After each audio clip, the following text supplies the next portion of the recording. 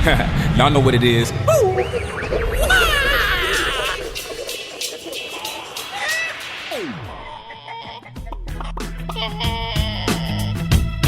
everybody, and welcome back to Eggs. This week we have Emmy award-winning camera operator turned entrepreneur, Howie Zales.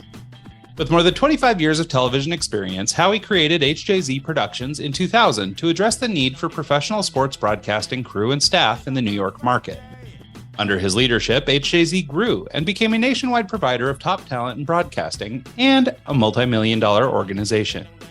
In 2019, Howie formed a new company, Viridity Entertainment Services, or VES, with a primary focus on broadcast staffing in non-union markets. However, in response to the onset of the COVID-19 pandemic in early 2020, they rapidly pivoted to become a provider of best-in-class broadcast quality live streaming solutions for sports shows and interviews, corporate events, and religious services. Additionally, Howie launched the much-acclaimed TV Sports Course, a hands-on boot camp designed to train the next generation of television production professionals. Joining us today for a conversation about the lessons learned in 25 years of entertainment production, where live stream broadcast events figure into our post-pandemic landscape, the experience of building not just one, but two very successful organizations, and so much more. Please join us in welcoming to the show, Howie Zales. Hey, Howie, how are you? How you guys doing? Very well, thank you. Thanks so much for taking the time to do the show today. We're really excited to have this conversation. Thanks for having me. I'm excited to be here. Cool. Well, let's just, I guess, sort of start at the beginning and let's talk a little bit about where you come from and just sort of, maybe a little bit more about who you are and how you've sort of began your entrepreneurial journey. Yeah, sure. I was born and raised just outside of New York City, and I grew up a huge sports fan, mainly baseball. And so I knew that, or I wanted to play professional baseball. That was my goal. But I knew I needed a backup. So in 11th grade, I saw that there was this elective in high school, trip to NBC studios, watch a TV show being taped and a tour of NBC and 30 Rock. And I was like, how bad can that be, right? That sounds like an easy A.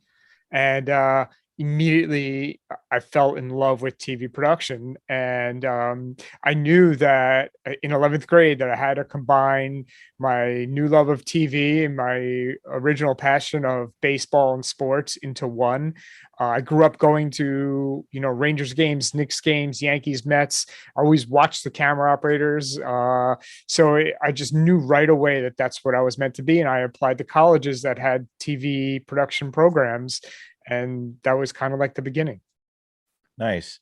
I love that you kind of realized at a young age that that's what you wanted to do, because a lot of people stumble into it. And the fact that you're proactive and went to college and actually like, this is what I want to do, went down the route and planned it and got there is great. Can you talk about like your first gig, where you got hired, the first few years of figuring it out? Because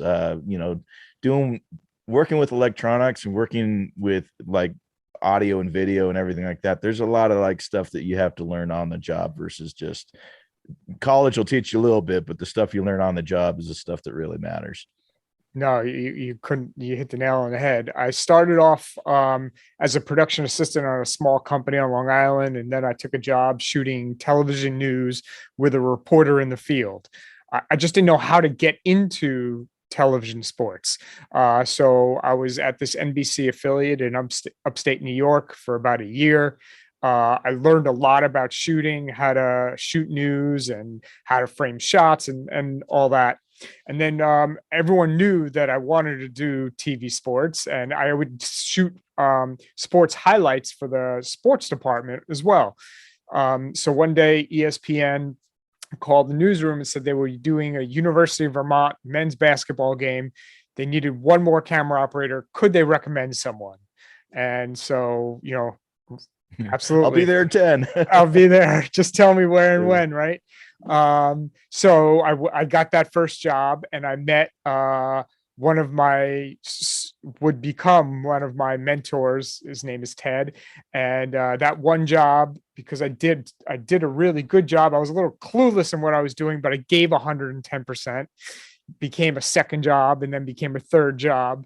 And fast forward a few months where my television news career was getting in the way of my freelance career. I was having to turn down jobs because I had this commitment, and I weighed how much money I needed to make, and I set a date and said, this is, we're going to leave my full-time job and I'm going to become a full-time freelance camera operator. Yeah, no, I love that story. I mean, like Mike was saying at the beginning, so both Mike and I come from a world of music, right? And so I saw the Black Keys the other night, and I was, right up front, and I'm checking out all the speakers and how they've hung the arrays, and how is they? Oh, they've run they've got these cameras set up everywhere. I was intrigued by the production myself. I always worked more on the management side of music, but Mike is a professional DJ and an audio performer, and he's hosted a lot of events and things. And so this technical thing, I think we can sort of, I don't know, share parallel interests and that kind of stuff. Absolutely. So it's really fun to hear your story. Also, I just kind of want to call out or make a point about that willingness to raise your hand. I think that is a trait that, young people could really be grabbing onto, which is this idea that, raise your hand and be ready. And now, granted, you were chasing a passion, but I mean, I think by being the hand up guy most of the time, you find these opportunities that then beget the better opportunities. So I think it's great. Yeah, and as long as you're honest about your skill set, but you're willing to take that shot and take that chance, I think it will only, help you fail forward. Yeah, no, I think that's right. Well, and I mean, like you mentioned with skills or being willing to take that chance, but especially with live broadcast, man, you really are, there are some stakes there, right? I mean, you can mess things up and, production can go sideways. So it's really important to do that. And I like that idea of not overselling your skill set or, promising more than you can deliver. Exactly. So, because at least in this business, it's you've got to deliver on what you say. So can you talk about, I guess, then the transition from, super busy freelancer to starting your first business? I assume it's sort of one begat the other, but I wonder if you'd tell us a little bit about that experience. Yeah, it's a cool story. I was shooting, all different events every day of the week. And a good friend of mine who I went to everything from elementary school through college together, he was working at MSNBC at the time. And I don't know if you remember Imus in the Morning. He would do his radio show from MSNBC in New Jersey, but once in a while they would take the show on the road.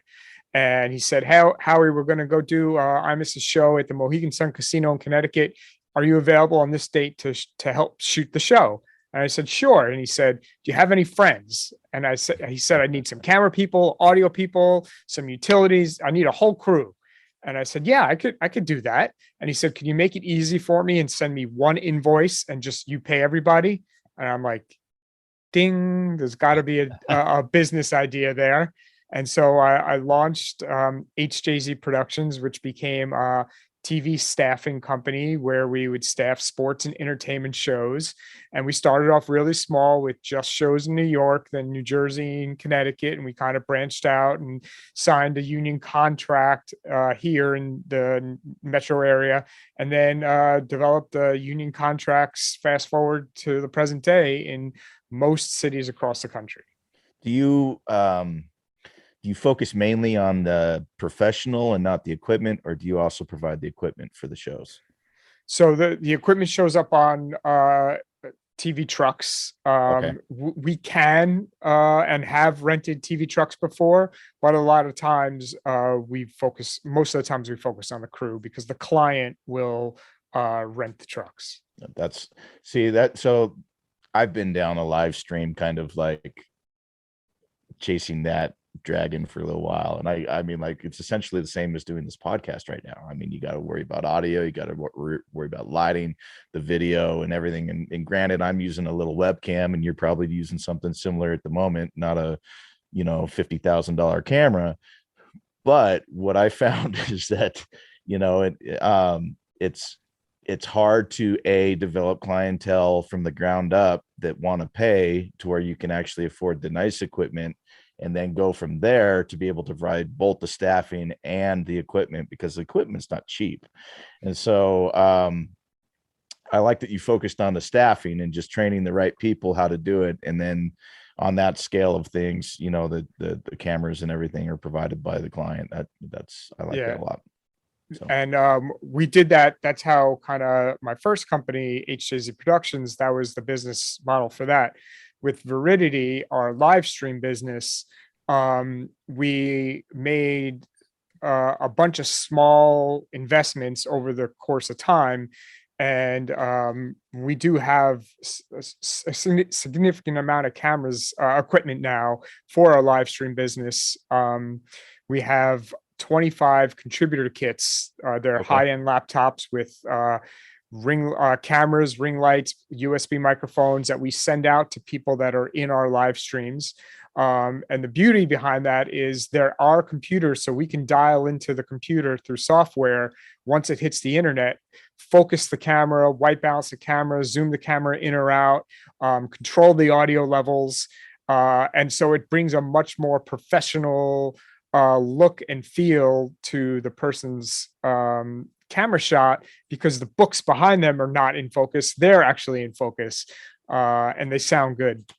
That's pretty cool, actually, being able to, I mean, like, just the thought process of actually, hey, I'm going to send this to you and then I'm going to take over control. So all you have to do is worry about just getting it set up, but then your conversation, you don't really have to worry about, do I sound good? Do I look good? Am I in focus? You just do that all for them. They don't even have to worry about setting it up. We send a QR code with the system that shows them step by step, picture by picture, and with instructions on what to plug in where. The computer's labeled. And then once we see the computer hit the internet in our system, we can dial right in and take full control. They just literally have to mount the camera in the center of the laptop, and then we could walk them through the rest. And this all started in a very funny way. A client called and said, "Hey, Howie, this is during the pandemic. We need to interview 9 different Major League Baseball players in 9 cities in 9 weeks. But the interviewer cannot leave her home. Can you do that for us?" I'm like, "Yeah, absolutely." He's like, "Great." I hung up the phone. I said to my wife, I said, "I have no freaking idea how we're going to do this." But we figured it out. That's awesome. Well, yeah, no, I mean, it's funny because with the rush to sort of work from home and everybody meeting online and stuff, when as the COVID pandemic came through, everybody did run to their laptop cams and stuff like that, but there was also a significant decline in like the quality of equipment people were using.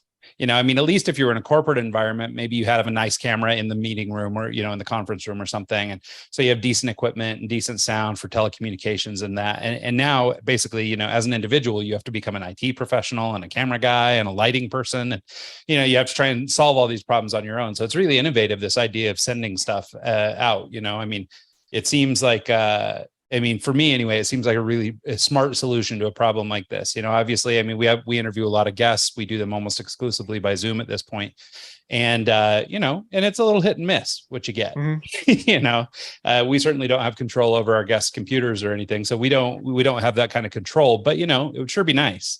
And maybe one day when the show's rich and famous, we can hire somebody like you to run it. But absolutely. Yeah. And internet speed is like the biggest challenge, right? At least for us, we always do tech checks 2 or 3 days before. At the same time, we're going to do our productions so we can test out what the internet is going to be like at that same time. We deal with a lot of athletes and things like that. And, we dealt with this one NBA player who said he had the best internet in the world. Well, we need a minimum of a 10 upload. We get to his house. We send a computer to a technician who's going to go into his house, set it up for him. So he doesn't even have to plug it in. We take care of everything. He's got a 0.02 upload. I mean, it's barely even functioning internet. So we have to rent a hotel room a few miles down the road just to even get them into the production. So like when we first started this podcast, there was a week or two where I was going to be on the road, and I ended up one of the interviews we did, I pulled up in my car and parked outside of a hotel, installed the Wi-Fi to be able to do it. And so I'm sitting there in the driver's seat trying to do a podcast, and I can't remember what show number it was, but it was great. Right. Yeah, no, we had a couple like that. And in fact, we used to have a place we called Studio 6, which was actually the Motel 6 in my house. And we went down to the Motel 6 because we could get in there for like $30 a night or whatever. So we'd go rent the place so that we could do our broadcast from there. So, but we've also done, Mike was in Nome, Alaska last summer. So we did 12 weeks from Nome. We did and so these challenges are really interesting to overcome. Yeah, I actually travel with a bonded cellular router. If I could, as long as I could plug it into AC, I Yeah. should have good internet. Well, so let's jump back to your business a little bit and let's talk about just sort of the growth of the organization. So, I mean, you told us about your first gig as a sort of, I guess, a professional, and, obviously that was kind of whipped together and thrown together, but certainly you saw some bones, or you saw the prospect of, hey, this could be something we do. Can you talk a little bit about just the growing pains of scaling that organization to a point where it was capable of managing, productions across the country and gathering, the talent that would make your company appealing to other people, that kind of thing? Well, and then also talk about the union process, because I know New York's a little different than others, and I'm sure that's part of the growth pain that you're going to describe here. So I figured it's a big pain. So at first, I was a traveling camera operator until maybe about 3 years ago. I traveled 4 times a week, almost 200,000 air miles a year.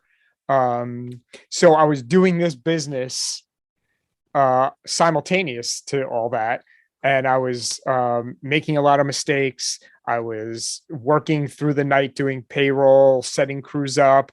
The client would call to cancel, a camera person, and if I wasn't in my home office, I wouldn't write it down. I'd forget, so it would cost me money.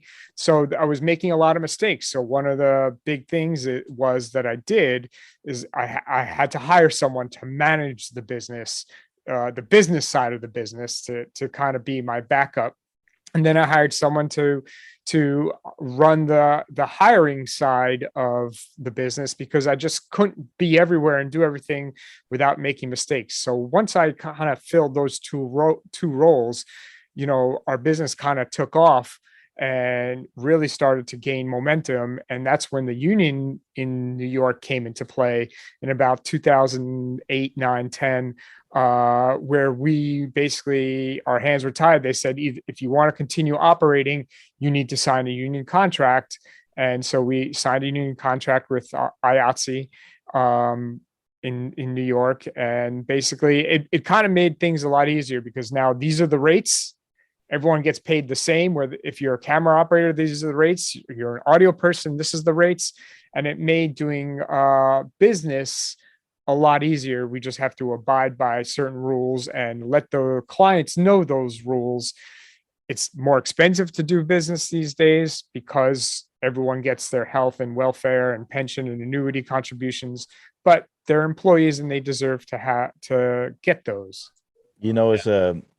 As someone who has been self-employed in the audio and video and the event industry for 20 years, I can't even begin to tell you how awesome that would feel to be able to do, like the work that I love and actually get benefits with it. Like, holy cow, that'd be amazing. Yeah. So I gotta say, I think I'm a fan of the union side of things, just because. Yeah, absolutely. Yeah. Yeah. Well, I wanted to ask though, how did that work? So, I mean, it seems like maybe once you're in union, I don't know, maybe you become part of a referral program, or maybe, people can look you up as a union approved vendor or something like that. Yep. Maybe that contributes to work. But how are you getting work in the early days? Was it all sort of word of mouth because you're a well-known, person in the area who'd been doing this kind of work, or how did people learn about your business? Yeah, I guess one of the first big clients that we had were some New York local companies. We did some hiring for the Mets, the New York Mets baseball team.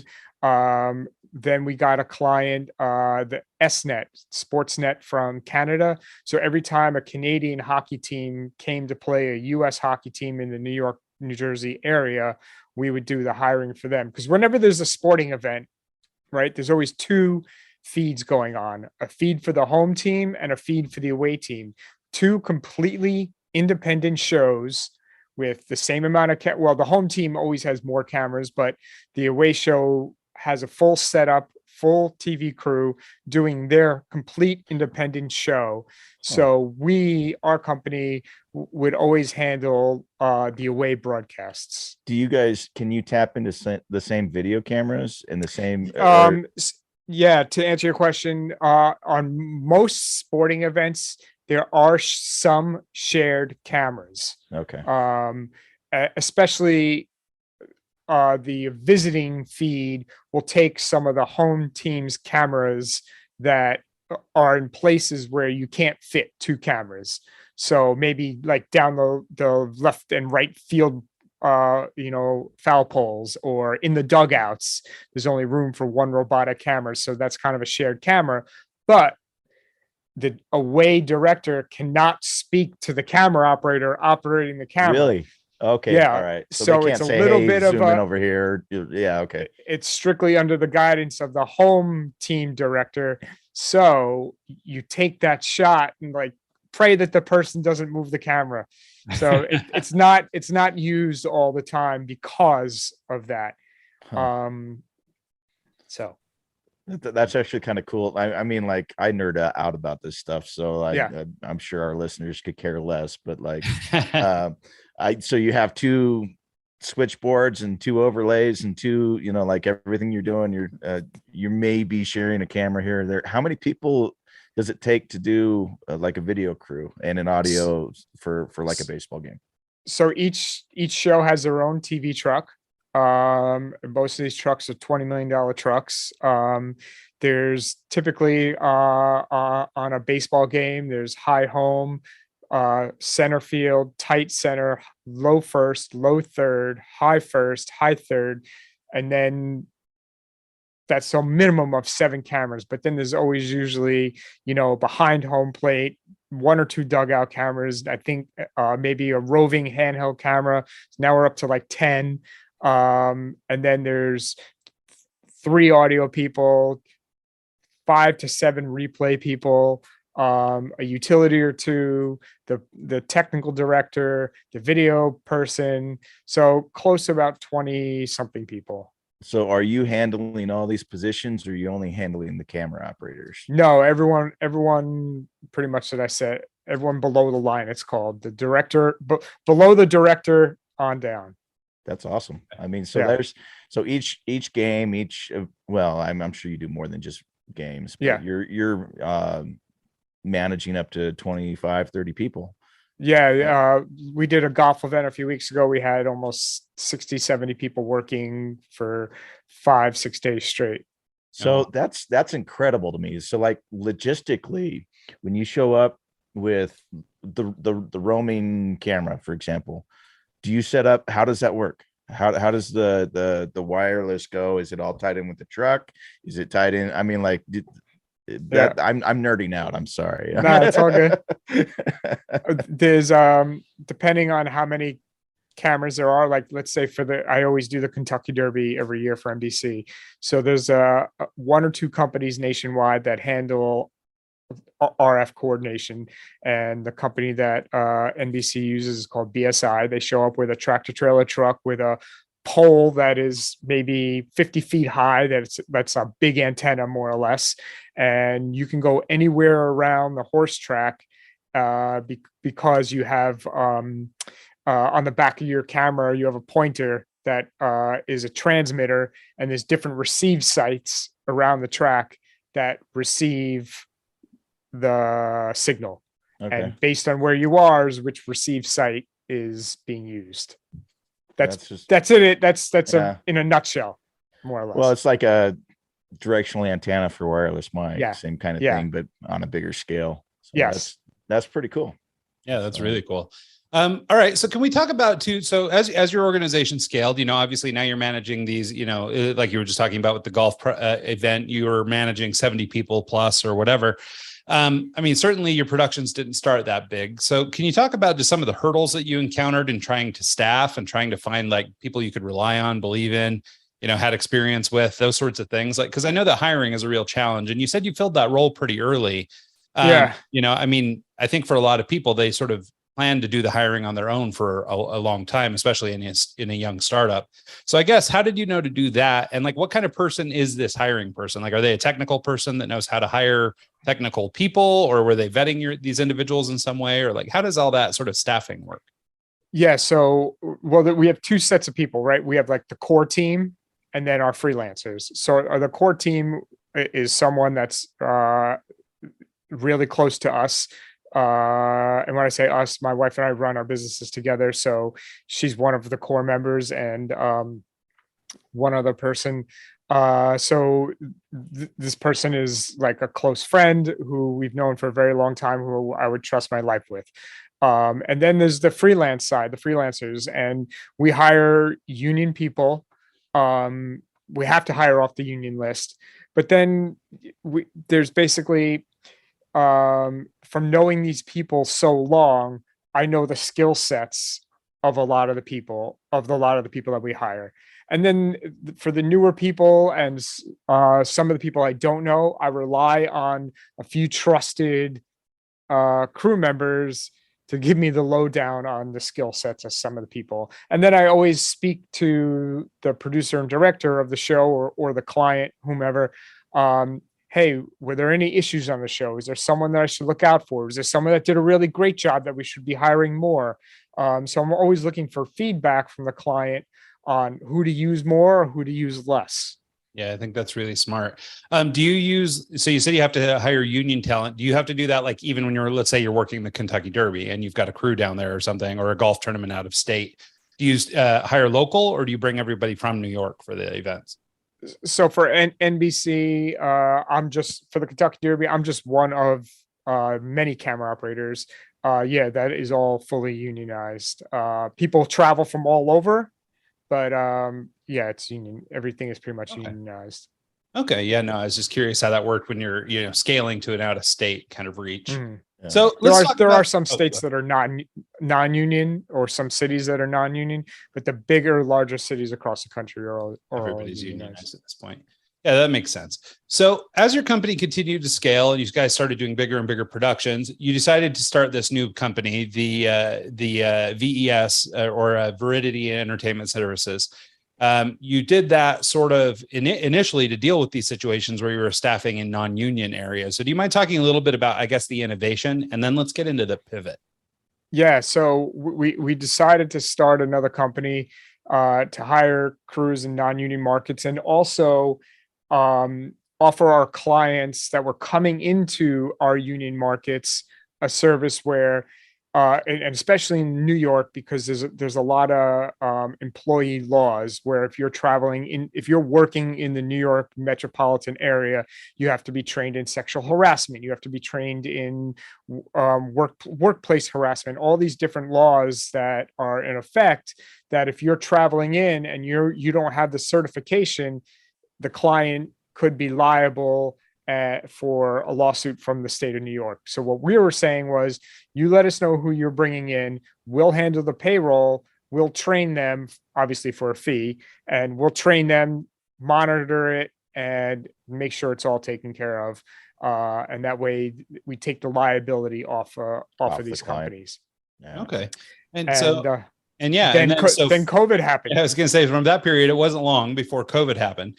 And this is always something I really admire, is when people can do this pivot, right? Whether it's a personal journey and you have a career pivot and you decide to change what you're doing, or, in this case, you guys were trying to establish a business. I don't know how long you were able to work on it prior to COVID. Maybe you can explain, but, and then out of nowhere, the whole world changed. So yep. I wonder if you just sort of talk about that experience. Yeah, maybe we started in October of 2019, and then COVID happened in 2020.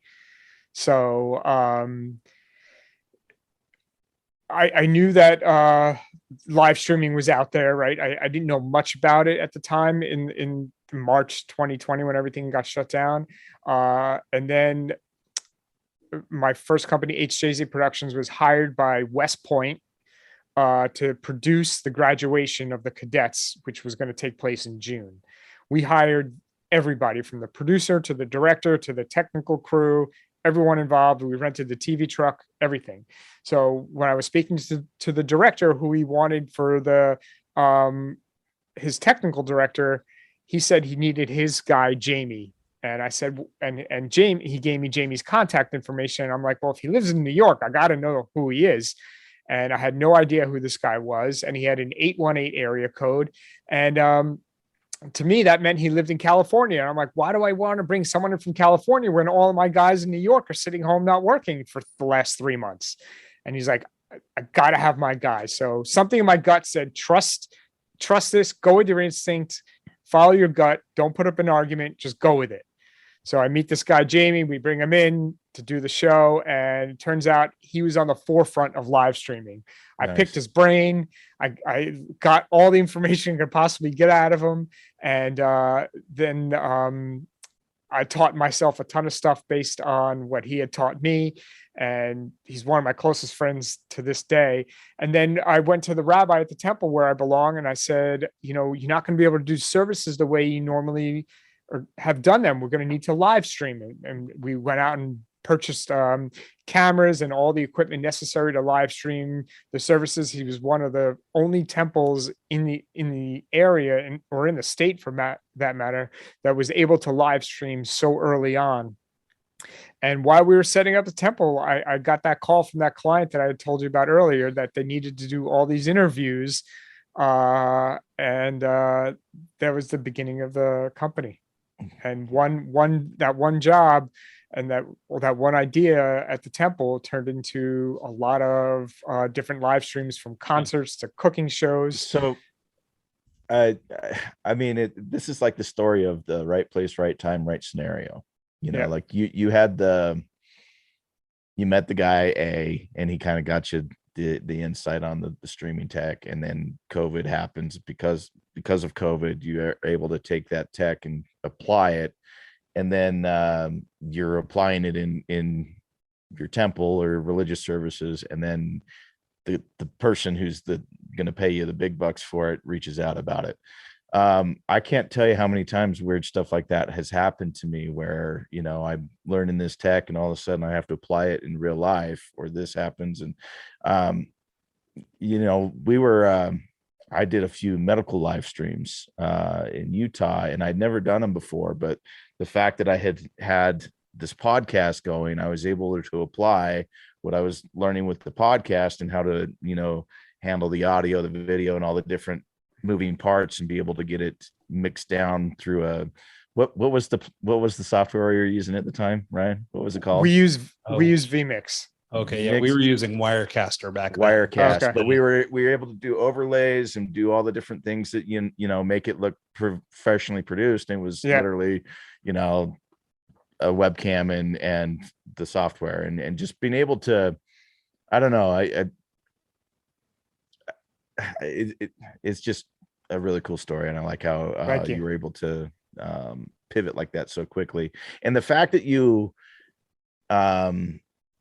know, your industry put you into a position where the people that needed it would reach out to you, whereas like I'm sure there's a lot of people that could do the same thing, but you have the contacts already built to where it kind of it was a good pivot for the situation and for your clients. You were able to. Yeah.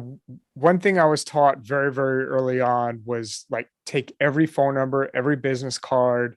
And this was obviously in 2000, before the LinkedIn, the social platforms, everything. So I developed and have a large network of people, whether it's potential clients or potential freelancers. So I try to use that to my advantage. Yeah. No, it is cool too. Just, you know, like you're saying, that just sort of how these pieces fell into place. You know, I mean, for so many people, I think there were, you know, I mean, even now, if you're looking at sort of, you know, economic conditions and all this other stuff, there are a lot of people who are afraid.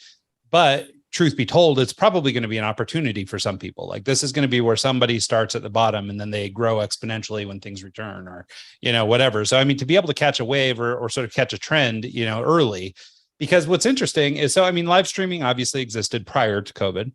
Right. It became very popular during COVID, and obviously technology and things did a lot of work over those couple of years, you know, got really good, you know, so the platforms got better, internet bandwidth got better, everything got better. And so it became more accessible.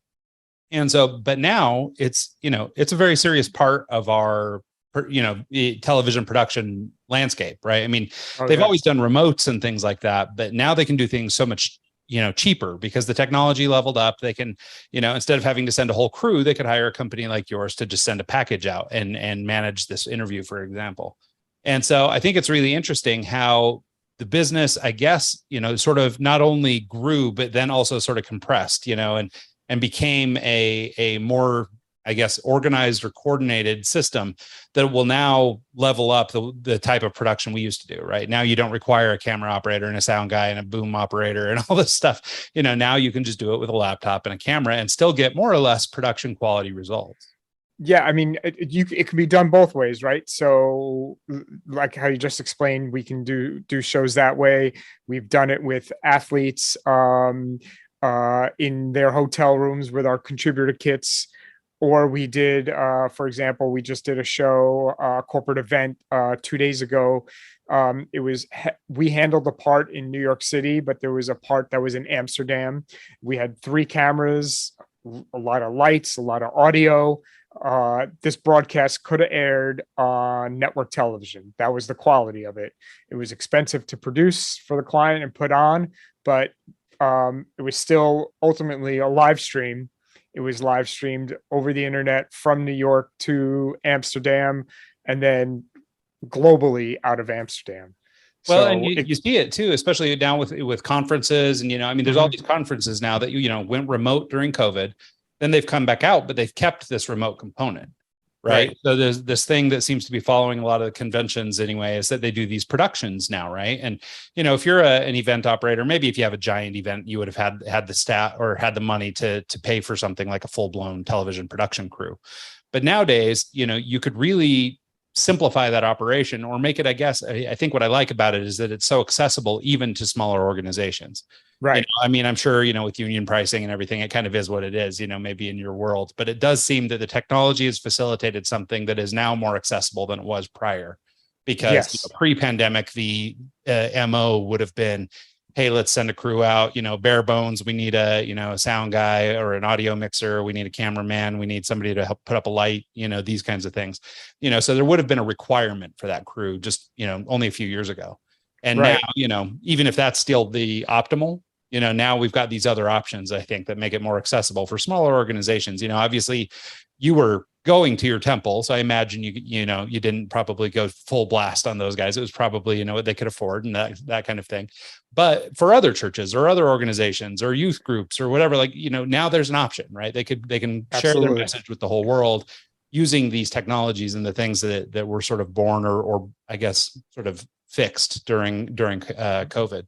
And so I think that, even if it's just one more feather in your cap, I think it's a pretty cool offering to be able to share with people.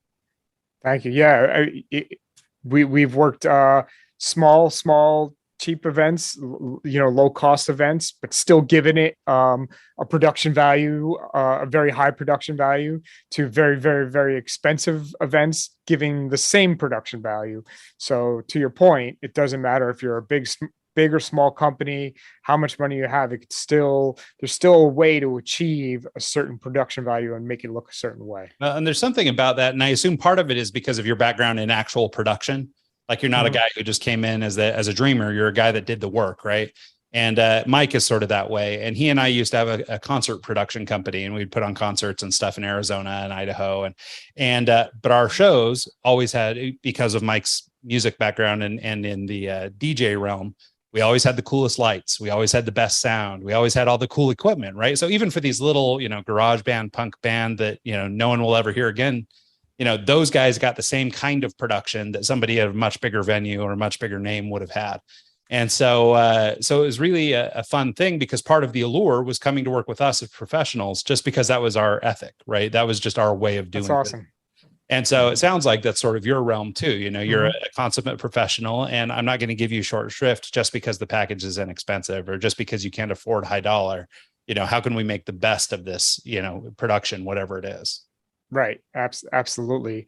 And a lot of times we'll, and because this is new to people, the live stream, we'll even, give them the full production value with all the big cameras and everything, just to prove the concept so they can see what it looks like. And sometimes we'll throw the equipment in for free just to show them this is what can really be done, moving forward. I've done that before. There was an open mic night where they hired me to come in and build an audio system for them for the venue, to where it's it's just built in. They don't have to set up a sound system anymore. They just plug in the stage box and the mics, and they're good to go and walk around with the iPad.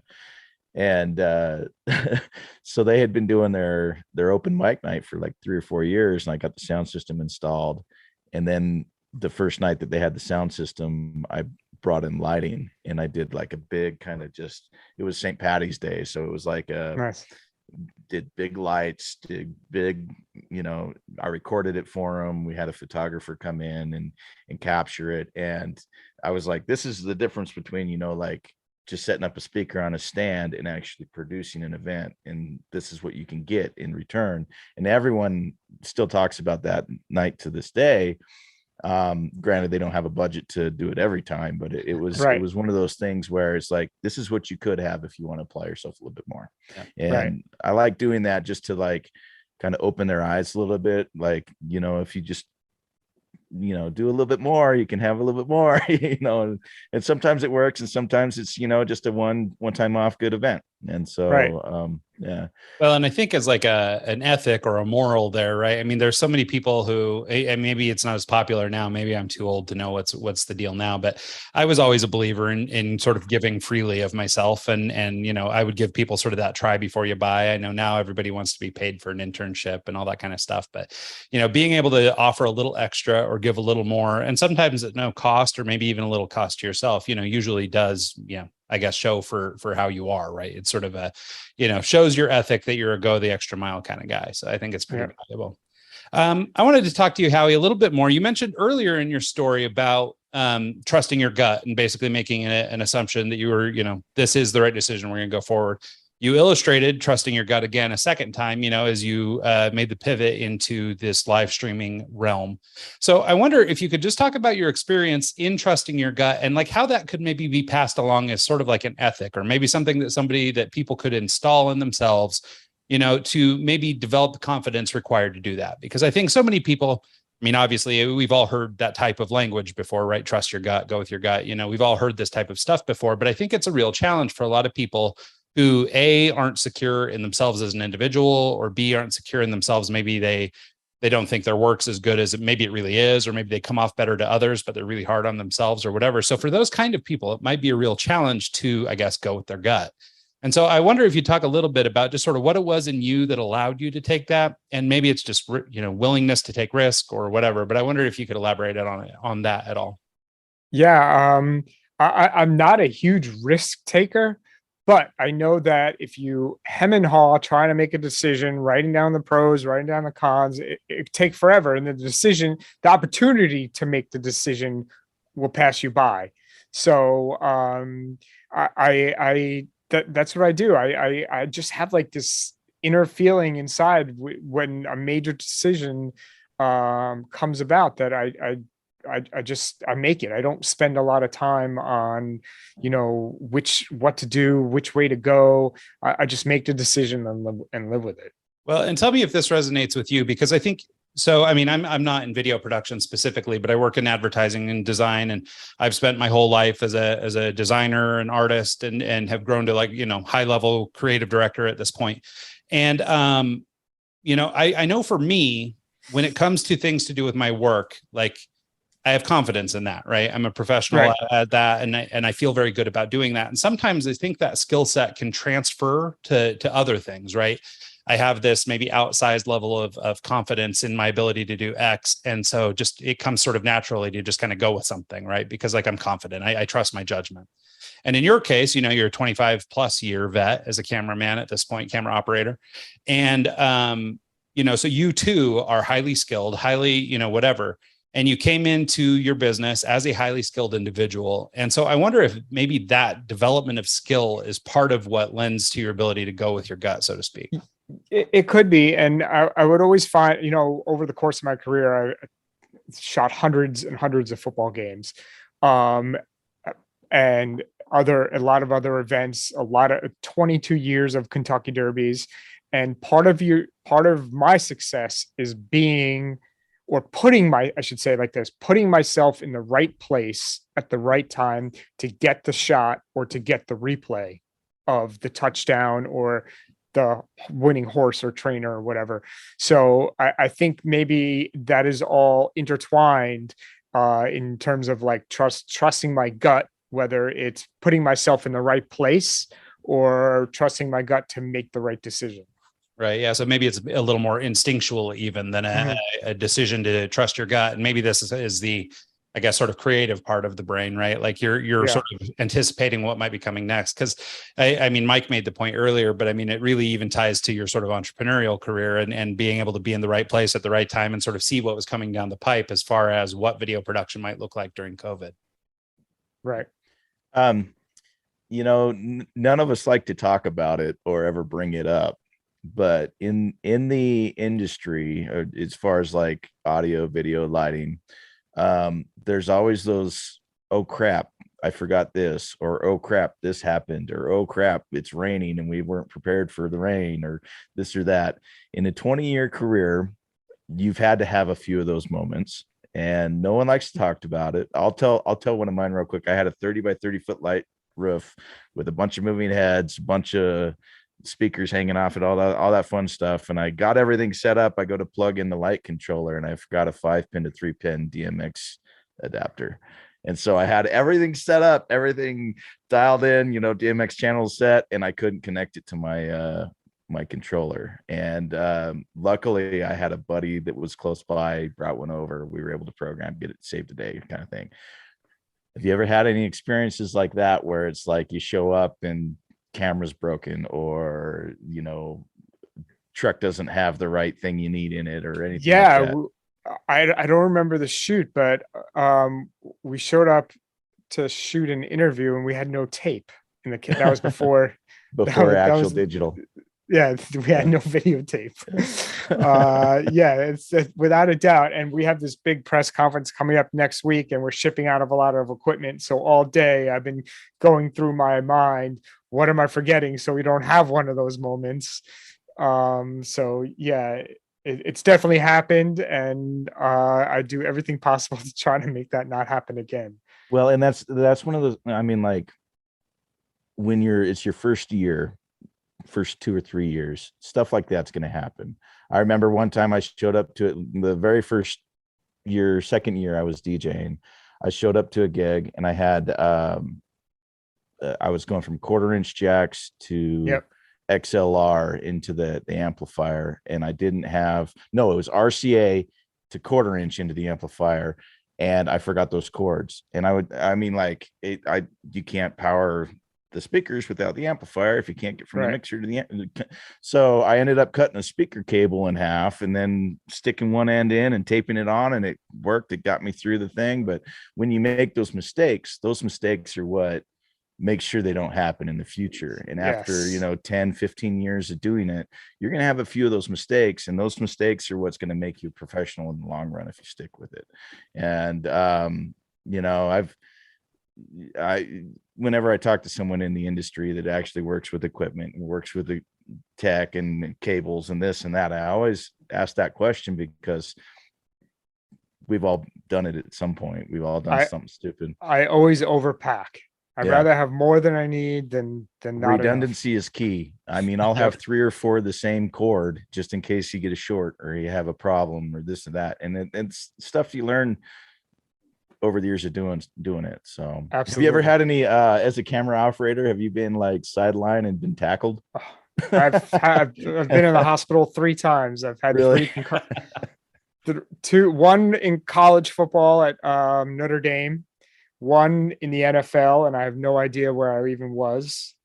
And then the very first time I was hurt, I got hit in the head right here with a line drive at Shea Stadium, where the Mets used to play before they moved to Citi Field. At least it was kind of glancing off instead of direct in the forehead. Well, the doctor said, I remember another inch over, he said it would have killed me on the spot, because as you get more towards the center, your skull gets softer. Oh man. Yeah, no, that's brutal. Yeah, my son is a giant New York Giants fan. So if you were at least tackled by one of his guys, he'd be really excited for you. I really have no idea who the NFL the accident was with, but the college one was Navy versus Notre Dame. Oh, how funny. That's a big game. That's fun. I wanted to ask you one more sort of business question. We're starting to get to the end of the show, and I just wanted to ask you one more thing. So we talked just moments ago about this idea of, sort of you being a tactician, right? You're the camera operator. You're the guy with the skills in this business. And I'm asking this maybe a little bit selfishly because I'm sort of in the same boat. But you mentioned way back at the beginning of the conversation that you thought early on to hire somebody to help you with staffing and to help with running the office, doing the business of the business. And that was a particularly interesting thing for me because I think a lot of entrepreneurs go into a business basically as an extension of their freelance career. This is what I did, and I think a lot of people do that. And, basically they have a skill and they can parlay that into an organization. But I think for a lot of us, myself included, we don't have the wherewithal to recognize that we're not good at the business. Maybe we don't like doing it, but we slog through it or that kind of thing for a long time. But it seems like you at least had the, I guess, sense of being that you knew well enough early on that this wasn't my thing. I should hand that off. And I wonder if you'd talk a little bit about that, just being able to hand over the responsibility of the management of the business so that you could continue to be in your role as a tactician or as a practitioner in the business.